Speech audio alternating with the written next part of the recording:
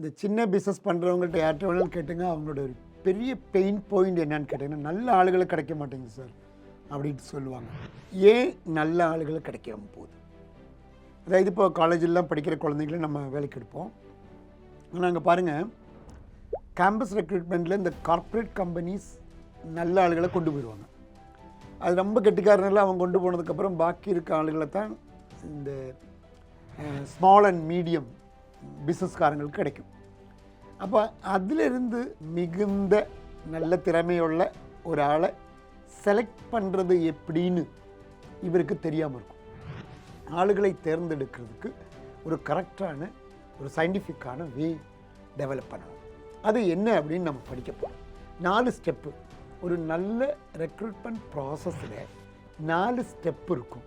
அந்த 4 ஸ்டெப்பையும் டீட்டெயிலாக படிக்க போகிறது தான் இந்த செஷன் அப்படிங்கிறது. என்ன 4 ஸ்டெப்பு?